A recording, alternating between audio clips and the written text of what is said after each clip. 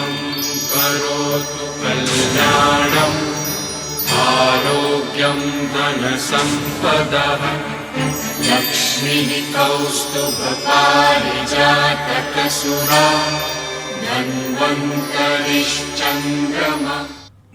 नमस्कार, आप देख रहे हैं हमारी खास पेशकश आयुष्मान भव और मैं हूं आपके साथ जायरा अली।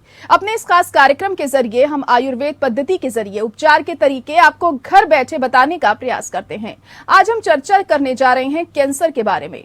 हम आपको आयुर्वेद के जरिए कैंसर के उपचार के बारे में बताएंगे। अगर इस समस्या से जुड़ा आपका कोई सवाल है तो आप हमारे साथ इस कार्यक्रम का हिस्सा बन सकते हैं। आयुर्वेदिक उपचार में कैंसर के लिए कोई निश्चित परिभाषा नहीं है। आयुर्वेद में कैंसर की सूजन के रूप में पहचान की गई है। आयुर्वेद के अनुसार ये रोग निरंतर बढ़ता रहता है या अल्सर की तरह शरीर में गहराई से फैला हुआ होता है। आयुर्वेदिक भाषा में इस तरह की सूजन और गांठ को अर्बुद कहते हैं। प्रारंभिक चरण में कैंसर की बीमारी धीमी गति से बढ़ती है और इसमें दर्द भी कम होता है। आयुर्वेदिक उपचार में कैंसर के लिए कोई निश्चित परिभाषा नहीं है। आयुर्वेद में कैंसर की सूजन के रूप में पहचान की गई थी। आयुर्वेद के अनुसार ये रोग निरंतर बढ़ता रहता है या अल्सर की तरह शरीर में गहराई से फैला होता है। आयुर्वेदिक भाषा में इस तरह की सूजन और गांठ को अर्बुद कहते हैं। प्रारंभिक चरण में कैंसर की बीमारी धीमी गति से बढ़ती है और इसमें दर्द भी कम होता है। आयुर्वेद में कैंसर के लिए अनेक उपचारों का उल्लेख किया गया है, जिसमें शरीर का डिटॉक्सिफिकेशन या विषाक्ता पदार्थों को निकालना और ट्यूमर को शरीर से हटाना शामिल है। आपको बता दें कि दिल्ली में कैंसर का इलाज करा रहे 85% लोग अपनी सामान्य दवाओं के अलावा आयुर्वेदिक उपचार का भी सहारा ले रहे हैं। 39% रोगी प्राकृतिक चिकित्सा पद्धति अपना रहे हैं। रोगियों का मानना है कि इन उपचारों से उन्हें कोई दुष्प्रभाव भी नहीं हो रहा। कैंसर के इलाज के लिए अस्पताल में आने से पहले और उसके बाद भी वे आयुर्वेदिक और प्राकृतिक चिकित्सा पद्धति से खुद को स्वस्थ रखे हुए हैं। दिल्ली के राजीव गांधी कैंसर संस्थान एवं रिसर्च सेंटर में भर्ती मरीजों पर हुए शोध में ये बात सामने आई है। कैंसर के आयुर्वेदिक इलाज के बारे में जानकारी देने के लिए आज हमारे साथ हमारे मेहमान आयुर्वेदिक विशेषज्ञ डॉक्टर पूजा सबरवाल जी हैं। आप वर्तमान में राष्ट्रीय राजधानी क्षेत्र दिल्ली सरकार के तहत CBPSCS में आयुर्वेद की सहायक प्रोफेसर के पद पर कार्यरत हैं। राष्ट्रीय और अंतर्राष्ट्रीय पत्रिकाओं में 45 से ज्यादा शोध पत्र प्रकाशित किए गए हैं। डॉक्टर पूजा सबरवाल कैंसर के क्षेत्र में व्यापक शोध में भी लगी हुई हैं। तो ये तो था संक्षिप्त परिचय पूजा सबरवाल जी का। अगर आप कैंसर से संबंधित कोई सवाल जानना चाहते हैं तो आप भी हमारे साथ इस कार्यक्रम का हिस्सा बन सकते हैं। हमारी फोन लाइंस भी खुल चुकी हैं और आपको अपना फोन नंबर भी हम बता देते हैं, जो कि है 0120-612-7937। इसके अलावा आप 0120-612-7938 भी डायल कर सकते हैं। करोतु कल्याणम् आरोग्यं धनसम्पदः लक्ष्मीः कौस्तुभपारिजातकसुरा धन्वन्तरिश्चन्द्रमा। तो पूजा सबरवाल जी हमारे साथ जुड़ चुकी हैं। पूजा जी, बहुत स्वागत है आपका हमारे इस खास प्रोग्राम में। सबसे पहले आपसे ही जानना चाहेंगे कि कैंसर की आयुर्वेद में क्या परिभाषा बताई गई है? तारा जी, पहले तो मुझे इस प्रोग्राम में इन्वाइट करने के लिए आपने बहुत कुछ इंट्रोडक्शन में बहुत अच्छे से, आई एम फाइंडिंग इम्प्रेस्ड कि आपने बहुत अच्छे से पहले बता दिया है कि कैंसर को आयुर्वेद में बेसिकली ग्रंथि या फिर परिभाषा के नाम पे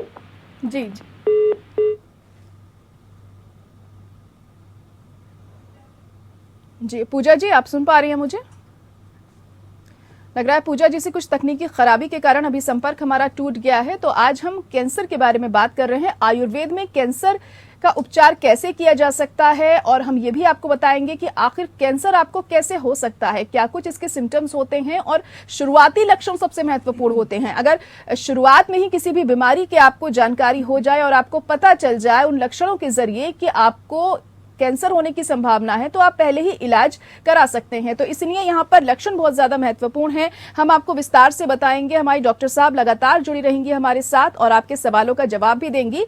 अगर आप इस मसले से जुड़ा कोई सवाल पूछना चाहते हैं, कैंसर की बीमारी से जुड़ा कोई सवाल पूछना चाहते हैं, तो आप हमें कॉल कर सकते हैं। फोन नंबर भी हमारा आपके टीवी स्क्रीन पर लगातार फ्लैश हो रहा है। तो आयुर्वेद के जरिए कैंसर को कैसे खत्म किया जा सकता है, ये हम आपको बताएंगे। और साथ ही साथ आपको बता दें कि करीब 85% लोग ऐसे हैं जो कैंसर का नॉर्मल इलाज तो करवा ही रहे हैं, एलोपैथिक इलाज तो करवा रहे हैं, लेकिन आयुर्वेद का सहारा भी वो ले रहे हैं और इसका कोई दुष्प्रभाव नहीं होता है, कोई साइड इफेक्ट्स नहीं होते हैं। तो आयुर्वेद एक बेहतर विकल्प है अगर आपको एलोपैथी में इलाज से कोई खास फायदा नहीं पहुंच रहा है तो। हालांकि आयुर्वेद में जो असर करती है चीज वो थोड़ा धीरे धीरे असर करती है, लेकिन एक पुख्ता तौर पर असर करती है। इसी वजह से अपना ये खास कार्यक्रम हम आप लोगों के लिए लेकर आते हैं ताकि आयुर्वेद के जरिए जो तमाम बीमारियां हैं उनका इलाज किस तरीके से किया जाता है ये आप जान सकें। और आज हम बात कर रहे हैं कैंसर के बारे में। तो कैंसर से कैसे बचा जा सकता है, क्या ऐसी चीजें होनी चाहिए जो आप अपनी लाइफस्टाइल में चेंजेस लाइए, क्योंकि इन दिनों कैंसर के मरीजों की संख्या भी लगातार बढ़ती जा रही है और लगातार जो स्थिति है वो गंभीर भी होती चली जा रही है। लेकिन जो इलाज है वो कैंसर का मौजूद है, लेकिन आयुर्वेद में भी बहुत बेहतरीन इलाज कैंसर का बताया गया है और लोग इसे अपनी जिंदगी में लागू भी करते हैं जो कैंसर से पीड़ित होते हैं। और सबसे महत्वपूर्ण होता है अगर आप लाइफस्टाइल में चेंज लाएंगे तो न सिर्फ कैंसर, तमाम ऐसी बीमारियां हैं जिनसे आप बच सकते हैं। तो डॉक्टर पूजा सब्रवाल हमारे साथ जुड़ेंगे जो आपके सवालों का जवाब देंगी। किसी तकनीकी खराबी के कारण अभी उनसे हमारा संपर्क टूट गया है, लेकिन हमारा फोन नंबर आपके टीवी स्क्रीन पर फ्लैश हो रहा है। अगर आप चाहते हैं इस बारे में कोई भी जानकारी जानना तो आप हमें कॉल कर सकते हैं, डॉक्टर साहब आपके सवाल का जवाब देंगे। पूजा जी, सबसे पहले मैं आपसे जैसे जानना चाह रही थी कि आयुर्वेद में क्या परिभाषा कैंसर की बताई गई है, तो थोड़ा विस्तार से इस बारे में आपसे जानना चाहेंगे। जी जी जी। तो इसमें आपको मैं ये बताना चाहूंगी कि आयुर्वेद में कैंसर के लिए ग्रंथि या फिर अर्बुद शब्द की जो है वो यूज किया जाता है। आपने अपने इंट्रोडक्शन में बहुत अच्छे से बताया है कि इसको ग्रंथि में या अर्बुद के रूप में किसी भी तरह की जो अनवांटेड ग्रोथ होती है उसको अर्बुद के नाम से जाना जाता है। और इससे बहुत अच्छी हमारे क्लासिकल जो टेक्स्ट है उसमें एक्सप्लेनेशन दी गई है। और दूसरी बात आपने ये बताया कि आपने पूछा है कि कैंसर के ग्रोथ के होने के, कैंसर होने के बेसिकली रीजन क्या होते हैं। जी जी। तो मैं आपको यहाँ पर एक चीज क्लियर कर देना चाहती हूँ।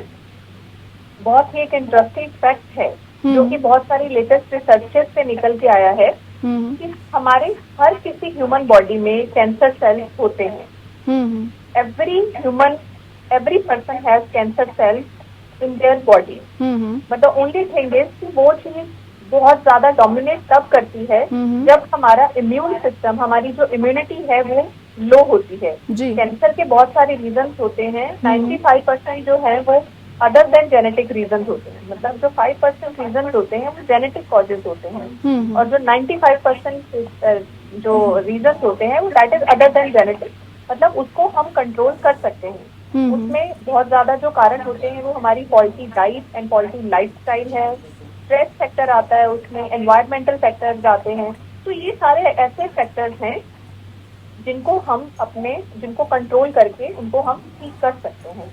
और आयुर्वेद में सबसे इम्पोर्टेंट जो चीज बताई गई है कि हमारी बॉडी में अगर टॉक्सिन्स होंगे, जिसको हम आम बोलते हैं आयुर्वेद की भाषा में आम बोलते हैं, तो अगर टॉक्सिन्स है हमारी बॉडी में, that is actually the basic reason for the origin of और means like initiation of the process of cancerous growth.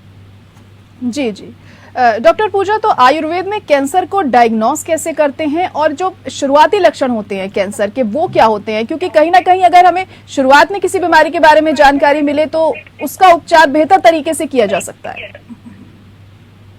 देखिए, अगर मैं आयुर्वेद की बात करूं तो उसमें देखिए कैंसर पहले तो जो है 2 तरह का होता है। ये अगर मैं अपने दर्शकों को बताना चाहती हूँ, इसमें 2 तरह का कैंसर रहता है, बेनाइन और मेटास्टेटिक।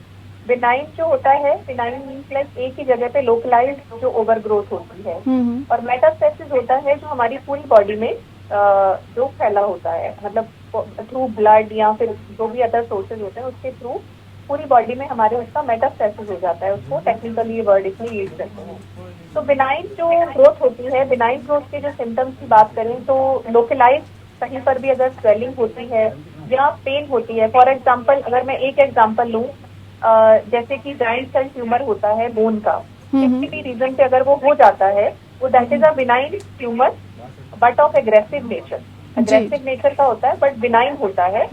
फॉर एग्जाम्पल अगर कहीं किसी पेशेंट के वो हो जाता है, ज्यादातर वो नी में होता है या फिर जो लोअर लिम्ब होती है बोन उनमें रहता है, उससे आपको कांस्टेंट पेन मिलेगा, कांस्टेंट पेन मिलेगा और थोड़ी अनइजीनेस होगी।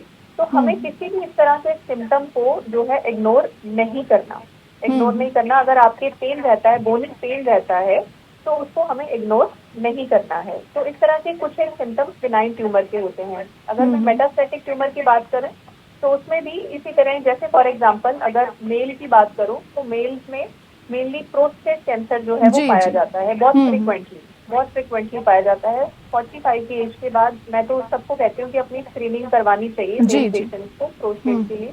तो जो प्रोस्टेट कैंसर होता है, प्रोस्टेट कैंसर होने के बाद उससे बहुत जल्दी 2-3 साल के बाद जो है वो मेटास्टेसिस होने के पूरे चांसेस उससे होते हैं और वो जो बोन में बहुत जल्दी वो फैलता है। अगर वो एक मेल पेशेंट है, 45 प्लस है, 50 के आसपास है, 45-50 के बीच में है और उसको बैक एक ज्यादा रहता है, पेन रहता है, तो मुझे लगता है कि उसको अपने प्रोस्टेट का जो है वो स्क्रीनिंग जरूर करा लेनी चाहिए, क्योंकि ये प्रोस्टेटिक कैंसर जो होता है वो आगे चल के मेटास्टेटिक हो जाता है। कुछ इस तरह से हर ऑर्गन को लेके हर तरह के सिम्टम्स होते हैं। ICMR ने बहुत सारे सिम्टम्स की जो है वो लिस्ट दी हुई है कि अगर इसोफेजियल कैंसर है, फूड पाइप का कैंसर है तो उनके किस तरह के सिम्टम्स हो सकते हैं, अगर वो प्रोस्टेटिक कैंसर है तो वो किस तरह के हो सकते हैं, ब्रेस्ट कैंसर है तो उसमें किस तरह के रह सकते हैं। तो बिनाइन और मेटास्टेटिक 2 तरह के कैंसर होते हैं। और इसमें मैं टिप जो मैं बस ये देना चाहती हूँ कि अगर आपको कहीं बोनी पेन है या किसी तरह कॉन्स्टेंट रात को ज्यादा पेन होती है, तो बोनी पेन में ज्यादा ये रहता है, बोन कैंसर में मेनली ये रहता है कि रात के समय सोते समय पेशेंट को ज्यादा डिस्कम्फर्ट होता है, ज्यादा पेन होती है। तो इस तरह से अलग अलग ऑर्गन के जो इन्वॉल्वमेंट होता है कैंसर में, अलग अलग तरह के सिम्टम्स होते हैं। जी। तो कैंसर की किस स्टेज पर हम आयुर्वेद के इलाज से फायदा पा सकते हैं? कौन सी ऐसी स्टेज होती है कि आयुर्वेद मदद कर सकता है इससे निजात दिलाने में? देखिए, मैं इसमें ये कहना चाहूंगी कि सबसे पहले तो हम कोशिश करें कि कैंसर हो ना। जी। ठीक है, जैसे मैंने आपको बताया कि 5% जो है वो जेनेटिक रीजन होते हैं जिनको हम कंट्रोल नहीं कर सकते। जी।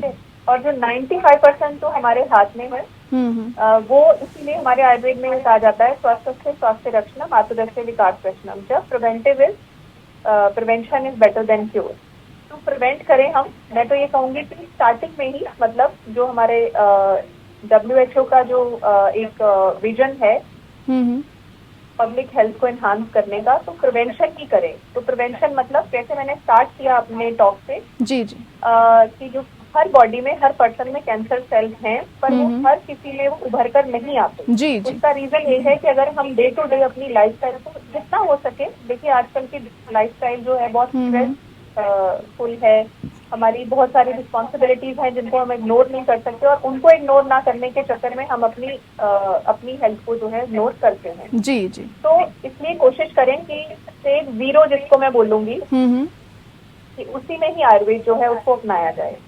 ठीक है जी। डेली जो है वो हमारे सीजनल रेजिमेंट बताया हुआ है कि according to which season what should be mean dos and don'ts are there, specific dos and don'ts are there, that should be followed, है ना। अभी कोविड के सिनेरियो की वजह से पब्लिक जो है they are toward Ayurvedic pathy, तो बहुत कुछ उन्होंने जान लिया है इन 2 सालों में, बहुत कुछ उन्होंने जान लिया है कि आयुर्वेद को एज अ प्रिवेंशन पैथी कैसे हम इसको इंटरवेन कर सकते हैं। तो मैं इससे ज्यादा स्ट्रेस दूंगी कि कैंसर हो ना, इसलिए 0 स्टेज पे ही उसको जो आयुर्वेद को है उसको अपनाया जाए।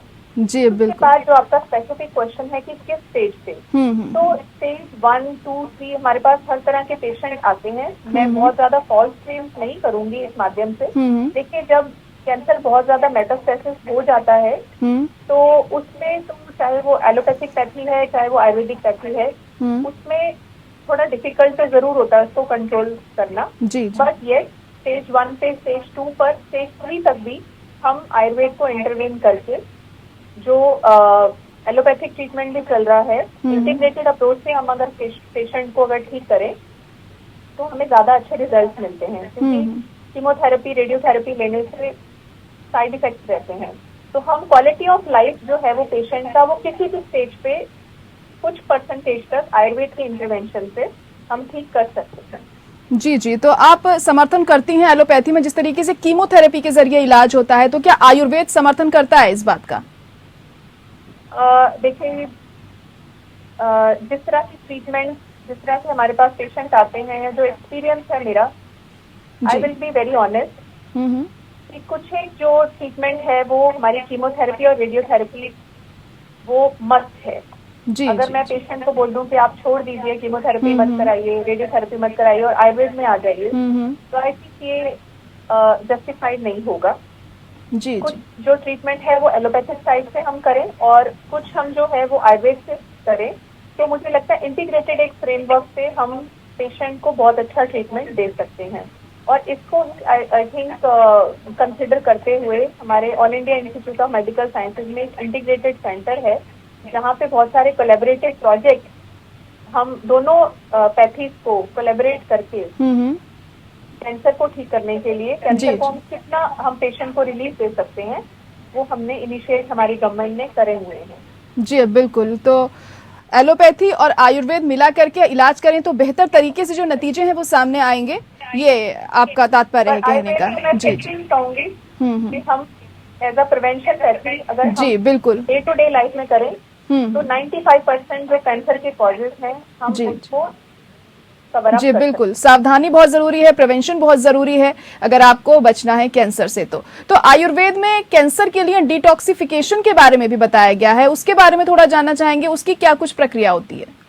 देखिए, ऐसा है, डिटॉक्सिफिकेशन से पहले मैं जो डे टू डे लाइफ में कुछ एक आपको जो दर्शकों को मैं बताना चाहूंगी जी कि अगर आप डेली कुछ लीव जो तुलसी लीव्स हैं जो जी, कि सब घरों में पाया जाता है, हम्म। तुलसी लीव्स अगर हम लें, कड़ी लीव्स हैं जो कड़ी पत्ता जिसको हम बोलते हैं, हल्दी का प्रयोग करें जी। बट एक मतलब जो उसका डोज है वो प्रॉपर डोज में, ऐसा नहीं कि उसको बहुत ज्यादा ले लें और उससे हमारा जो है वो नुकसान हो। तो तुलसी के कुछ पत्ते कड़ी पत्ता और कुछ हल्दी और आंवला, जब सीजन हो तो अगर आंवला लें तो ये हमारा एक नेचुरल डिटॉक्सिफिकेशन होता है। इसमें आपको कोई इन्वेसिव प्रोसीजर नहीं कराना पड़ता डिटॉक्सिफिकेशन के लिए।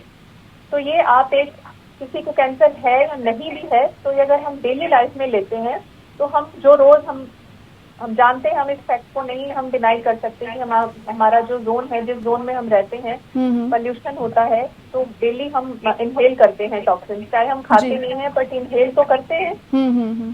ठीक है, तो उनको थोड़ा प्रिवेंट करने के लिए we can have all these things on the daily basis, number 1। उसके बाद जो आपने डिटॉक्सिफिकेशन का प्रोसेस पूछा है, तो ऑफकोर्स हमारे यहाँ पर एक पद्धति है जिसको बोलते हैं पंचकर्मा थेरेपी। पंचकर्म है जिसमें हम एक मेडिकेटेड इमेसिस करवाते हैं, मेडिकेटेड जो है वो लग्जेटिव देते हैं जिससे कि बॉडी के जितने भी अंदर टॉक्सिन्स हैं वो रिमूव हों।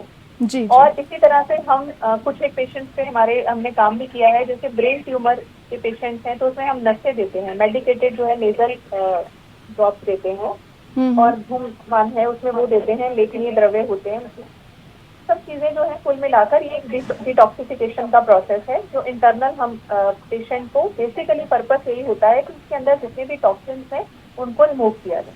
इसके साथ साथ डिटॉक्सिफिकेशन के साथ साथ मैं ऐड करना चाहूंगी जी, फिजिकल डिटॉक्सिफिकेशन के साथ साथ mental detoxification is also very important. जी जी। तो मेंटल डिटॉक्सिफिकेशन के लिए भी पेशेंट के लिए काउंसलिंग सेशन और डिफरेंट काइंड ऑफ थेरेपी जो सत्वाद्य चिकित्सा के रूप में हमारे आयुर्वेद में बताई हुई है। और मैं जब अपनी रिसर्च इस पे स्टार्ट करी थी तो it was surprising for to note कि जो सबसे अच्छे जो बड़े रिनाउंड कैंसर हॉस्पिटल्स हैं, स्लोन कैटरिंग हॉस्पिटल है, MD एंडरसन हॉस्पिटल है यूएस में, वहाँ पे उन्होंने एक सेपरेट यूनिट है कॉम्प्लीमेंट्री एंड अल्टरनेटिव मेडिसिन का, जहाँ पर वो पेशेंट को फिजिकल ट्रीटमेंट के साथ साथ रेडियोथेरेपी, कीमोथेरेपी भी दी जाती है, एडवांस थेरेपी भी इंटरवेन की जाती है, Ayurvedic treatment plus psychological treatment भी पेशेंट को, मतलब फुल फ्लैट पैकेज। जी, मतलब कहा जा सकता है कि मेंटली तौर पर भी आपको डिटॉक्स रहना है और आपको फिजिकली तौर पर भी टॉक्सिन्स जो हैं बॉडी से निकालने बहुत महत्वपूर्ण हैं अगर आपको इस बीमारी से दूर रहना है। तो बहुत शुक्रिया डॉक्टर पूजा हमारे साथ जुड़ने के लिए, बहुत अहम जानकारी आपने दी हमारे दर्शकों को कैंसर से जुड़ी हुई, और इससे बचने के लिए आपने बताया कि बचाव ही सबसे बड़ा इलाज होता है। और इसी के साथ हमारी इस खास पेशकश आयुष्मान भव्य में आज के लिए इतना ही। मुझे दीजिए इजाजत, नमस्कार। करोतु कल्याणम् आरोग्यं धनसम्पदः लक्ष्मीः कौस्तुभपारिजातकसुरा धन्वन्तरिश्चन्द्रमा।